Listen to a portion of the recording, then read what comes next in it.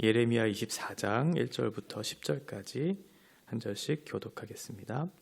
바벨론의 느부갓네살 왕이 유다 왕 여호야김의 아들 여고냐와 유다 고관들과 목공들과 철공들을 예루살렘에서 바벨론으로 옮긴 후에 여호와께서 여호와의 성전 앞에 놓인 무화과 두 광주리를 내게 보이셨는데 한 광주리에는 처음 익은 듯한 극히 좋은 무화과가 있고 한 광주리에는 나빠서 먹을 수 없는 극히 나쁜 무화과가 있더라.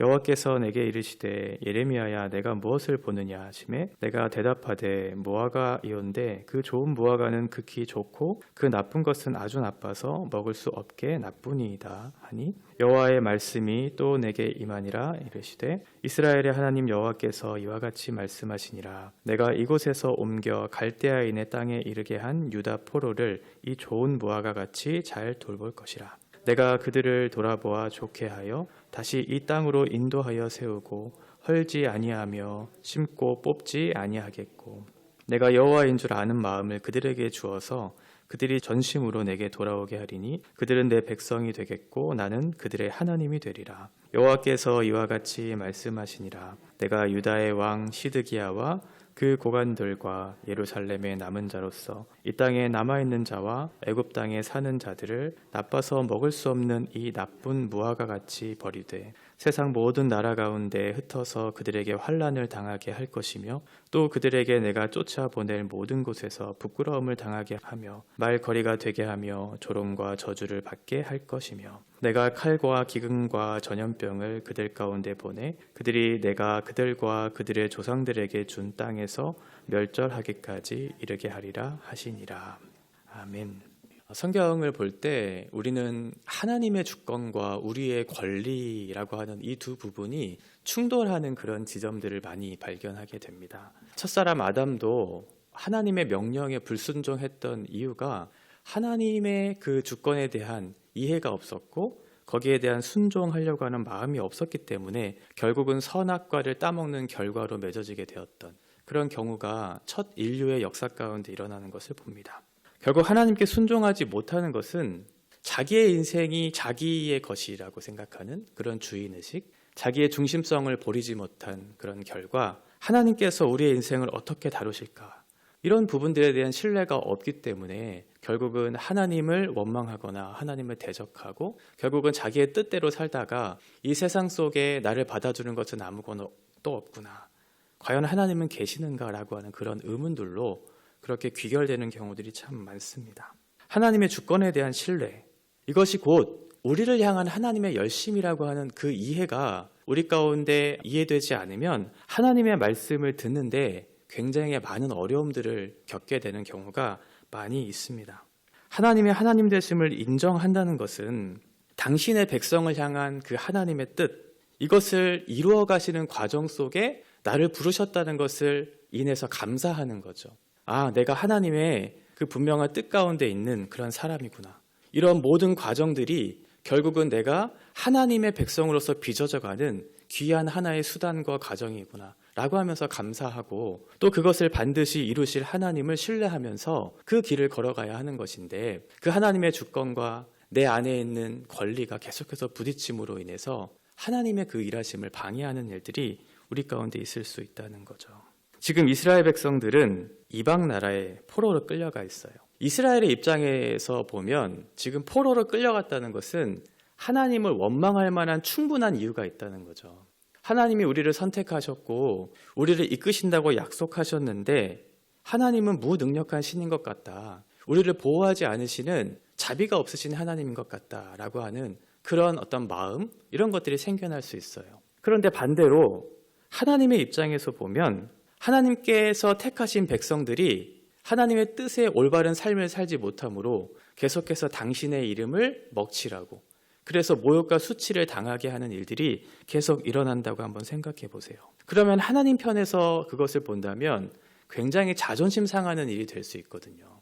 당신의 백성들을 통해서 당신의 영광을 나타내기를 원하시는데 당신의 자녀들이 그런 삶을 살지 못함으로 인해서 당신이 영광받아야 할 그 이름이 땅에 떨어지고 망령되의 일컬음을 받는 일들이 있게 된다면 이방 사람들이 어떠한 하나님으로 인식할까요? 하나님은 선지자들을 통해서 말씀하신 이 세상에 충만한 이 모든 것들을 심판할, 모든 것들을 다스릴 그 전능하신, 지혜로우신, 정의로우신 그런 하나님이 아니겠구나 라고 생각을 하면서 우리가 얼마든지 무시할 수 있는, 무시해도 되는 그런 존재로 생각하게 되겠죠. 그러면 그 사람들로 인해서 그들이 말하는 것들로 하나님을 조롱하고 멸시하면서 삶을 살게 될 거예요. 오늘 본문의 배경은 여고냐, 여호야김의 아들 여호야긴이죠. 여고냐로도 표현되고 고니아라고도 표현되는 여호야긴이 남유다를 통치했던 시기에 일어났던 일입니다. 요시야 왕이 죽고 나서 그 아들 여호아하스가 남유다의 왕을 이어요. 그런데 3개월 만에 폐위가 되죠. 그리고 나서 이제 여호야김이 이어서 왕권을 이어받은 그 시점이에요. 애굽이 세운, 그러니까 꼭두각시 같은 인형의 역할을 했던 사람이 여호야김인데, 여호야김 시대에 이제 바벨론이 침략을 하죠. 그래서 바벨론 침략으로 인해서 남유다 백성들이 바벨론으로 끌려가는, 포로로 끌려가는 1차 포로 사건이 일어나요. 그게 주전 605년에 일어나는 일입니다. 여호야김 이후에 세워진 여호야긴, 이 지금 나오는 여호야긴이 통치하던 이 시기에는 바벨론이 다시 한번 침략을 해서 제2차 포로가 끌려가는 그런 사건이 일어나요. 그러니까 주전 597년도 이후에 어떤 시점에 대한 그런 배경을 가지고 오늘 본문을 보시면 되죠. 그때에 예레미야가 성전 앞에서 하나의 환상을 봅니다. 두 무화과 광주리를 본 거예요. 그런데 하나를 보니까 너무 좋은 무화과가 있었고 한편에는 나쁜 무화과가 있었어요. 서로 대조되는 두 가지를 보면서 하나님께 물었을 때 하나님이 그 두 무화과에 대한 설명을 해주세요. 하나는 좋은 무화과다. 좋은 무화과는 바벨론으로 끌려간 포로를 얘기한다라고 말씀하시고, 나쁜 무화과는 지금 이스라엘 땅에 남은 자들, 그리고 애굽으로 흩어져 있는 그 사람들, 이 사람들을 나쁜 무화과라고 그렇게 얘기하고 있어요. 분명 하나님께서 예레미야를 통해서 말씀하신 것은 너희가 바벨론으로 끌려가는 것이 너희에게 좋은 일이다. 그것에 순종해라라고 하는 그런 말씀을 예레미야를 통해서 주셨는데, 그런데 그 말이 듣기 싫은 유다 백성들이 그것을 거부하면서 아니다.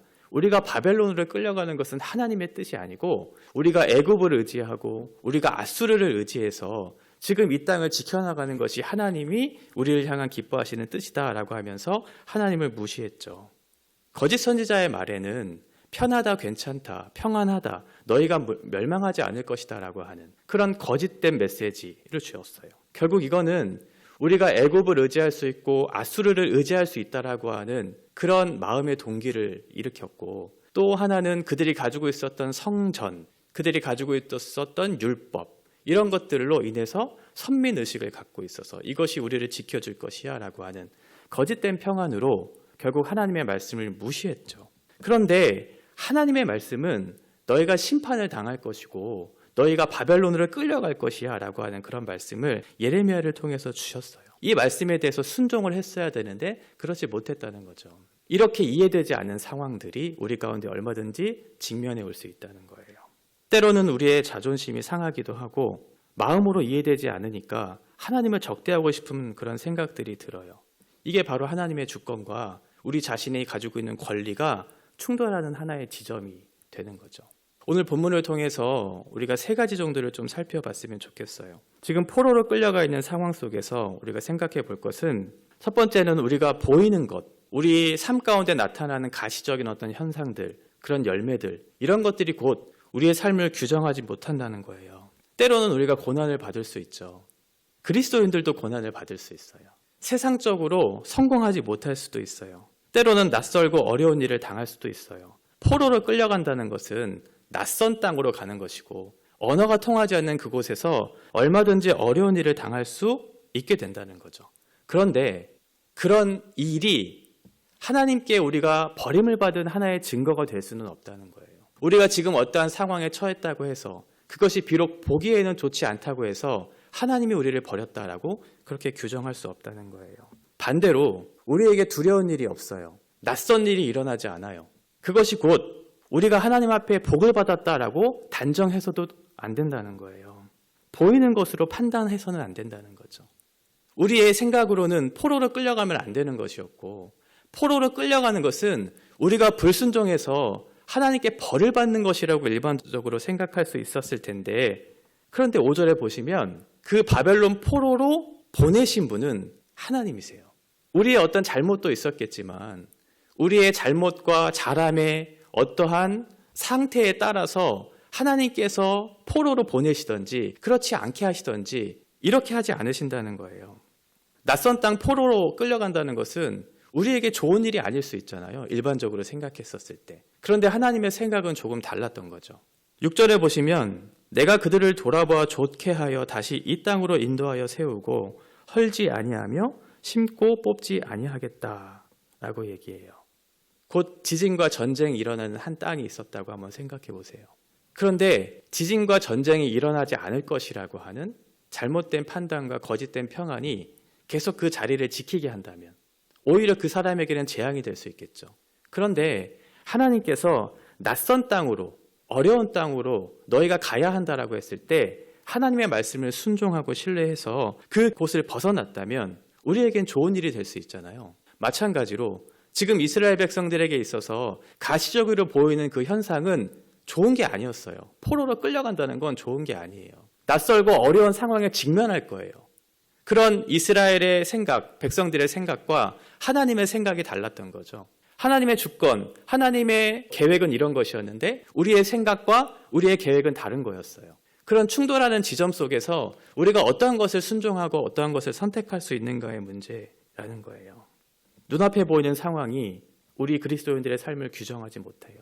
그 모든 것을 뛰어넘어서 일하시는 하나님을 신뢰할 때 하나님께서 우리를 통해서 일하실 것을 우리가 생각해 볼 수 있겠죠. 두 번째는 그렇게 하신 데에는 분명한 이유가 있다고 오늘 본문에서 얘기하고 있어요. 하나님은 바벨론으로 포로로 보내신 것은 너희를 위한 것이라는 것을 우리에게 말씀해 주고 있어요. 7절에 보시면 내가 여호와인 줄 아는 마음을 그들에게 주어서 그들이 전심으로 내게 돌아오게 하리니 그들은 내 백성이 되겠고 나는 그들의 하나님이 되리라. 낯선 곳, 어려운 곳으로 가서 너희들이 힘든 일이 있겠지만 낙심하지 말아라. 이 일을 통해서 너희가 나와 가까워지는 그 과정 속에 내가 두었다는 것을 기억해라. 하나님께서 지금 그 말씀을 하고 있는 거예요. 하나님이 이스라엘 백성들에게 책망하셨던 것이 무엇이냐면 4장 22절에 보시면 내 백성은 나를 알지 못하는 어리석은 자요 지각이 없는 미련한 자식이라. 악을 행하기에는 지각이 있으나 선을 행하기에는 무지하도다. 그러니까 이스라엘 백성들이 하나님 앞에 책망받았던 이유는 하나님을 알지 못했기 때문에, 그런데 악을 행하는 것은 너무나 잘 알고 있었기 때문에 그래서 책망을 받았거든요. 그런데 하나님께서 포로로 끌려가게 하신 이유는 뭐냐면 내가 너희에게 나를 알리게 하기 위해서라고 하는 거예요. 너희가 지금 내가 누구인지를 잘 모르니까 이 상황을 통해서라도 내가 누구인지를 알게 하고 너희의 하나님이 되겠다라고 하는 그 선언을 지금 해주고 계시는 거죠. 이런 너희들을 바꿔내시는 그 하나님의 뜻, 이것을 분별해야 하나님을 신뢰하고 그분께 순종할 수 있겠죠. 이 과정을 통해 하나님께서는 너희는 내 백성이 되리라 라고 하는 그 언약 공식을 다시 한번 확인해 주세요. 이건 너희를 고통스럽게 하기 위한 조치가 아니다. 이것을 통해서 너희에게 가르쳐주고 싶은 것이 있다. 좋은 백성으로 만들어내기 위한 하나의 과정이다. 내가 너를 예수와 같은 존재로 만들 때 그 과정 속으로 너희를 불렀다는 것에 대해서 감사해라. 나를 신뢰해라. 그러니 너희는 낙심하지 말아라. 라고 지금 말씀하고 있는 거죠. 마지막 세 번째로 살펴볼 것은 이 일을 주관하시고 진행하시고 결론 맺게 하시는 분이 하나님이시다 라는 거예요. 하나님은 주권자, 우리의 삶을 인도하시는 하나님이신데 이 모든 과정 가운데 하나님이 친밀하게 세밀하게 관찰하시고 우리와 함께 하신다는 거예요. 5절부터 7절까지 좋은 무화과에 대해서 설명해 주세요. 좋은 무화과가 어떠한 열매를 맺게 될 것인가. 8절부터 10절까지는 나쁜 무화과는 어떠한 일이 일어날 것인가. 그런데 5절부터 10절까지 각 구절마다 보시면 내가라고 하는 표현이 나와요.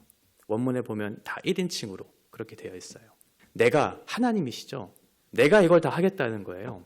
5절에 보면 내가 이곳에서 옮겨 바벨론으로 옮기신 분은 하나님이시죠. 6절에 내가 그들을 돌아보아 좋게 하여 그 모든 과정 속에서 내가 너를 다루어 가실 과정을 허락하신 분이 하나님이시다. 7절 내가 여호와인 줄 아는 마음을 그들에게 주어서 이 과정을 통해서 내가 너를 알게 할 거다. 그리고 내가 너희 하나님이 될 거고 너희는 나의 백성이 될 거야 라고 하는 언약 공식을 확인하게 될 거다.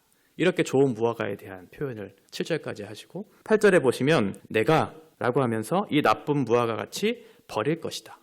내가 버릴 것이다. 9절 내가 저주를 받게 할 것이다. 10절 내가 칼과 기근과 전염병을 보낼 것이다. 이렇게 얘기하고 있어요. 하나님의 주권적인 선택에 따른 그 은혜를 베푸시는 결과 우리를 아름답게 빚어갈 것에 대한 믿음을 우리에게 가지라는 거예요.